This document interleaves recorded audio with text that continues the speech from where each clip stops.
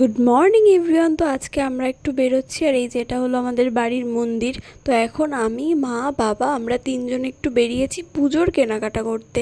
আর এর মধ্যেই দেখলাম রাস্তায় প্রায় দুর্গাপুজোর প্যান্ডেল অলরেডি শুরু হয়ে গেছে। তো যাই হোক, তো এই ভ্লগটা অবশ্য তোমরা অনেক পরে দেখতে পাবে, মহালয়ার দিন হয়তো এটা আমি পোস্ট করব। তো যাই হোক, এই যে আমি, মা, বাবা চলে এসেছি অশোকনগর সান্ধ্যা হাউস অফ ফ্যাশনে।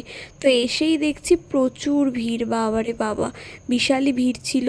তো যাই হোক, এখানে তো আমরা শাড়ি দেখছিলাম, আর আমার বাবা মাকে একটা শাড়ি কিনে দিয়েছিল, আর আমার মা আমার দিদা, মামি আর মাসির জন্য একটা শাড়ি কিনেছিল, আর লাস্টে কিন্তু আমাকেও একটা শাড়ি কিনে দিয়েছিল।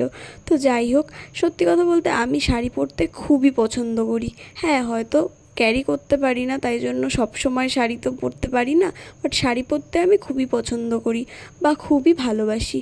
শাড়ি আর জিন্স এই দুটো পরতে আমার খুবই ভালো লাগে। তো ফাইনালি এতক্ষণ পরে একটু ফাঁকা হয়েছে, আর আমরা কিন্তু একটা গিফটও পেয়ে গেছিলাম। হ্যাঁ, শানে 3,000 টাকার কেনাকাটাই ছিল একটা গিফট। তো সেইটা আমরা জানতাম না, তো আমাদের বিল হয়েছিল 3,050 টাকা, আর তারপরেই আমাদের দিয়েছিল এই গিফটটা। এটাতে কি আছে সেটা বাড়ি গিয়ে দেখবো। তো যাই হোক, আর এই যে ওটা ছিল আমার শাড়ি, আমি কিনেছিলাম একটা হোয়াইট কালারের ফেন্ডি শাড়ি, আর আমার মা কিনেছিল একটা কাতান সিল্ক টাইপের। আর এছাড়াও মাসি, তারপর মামি, দিদা ওদের জন্যও কিনেছে। তো এই দেখো, আমাদের তো শপিং প্রায় হয়ে গেছে। তো এই যে 2 ব্যাগ ভরে গেছে, যদিও বা আমার একার না, তার সাথে একটা গিফটও পেয়েছিলাম।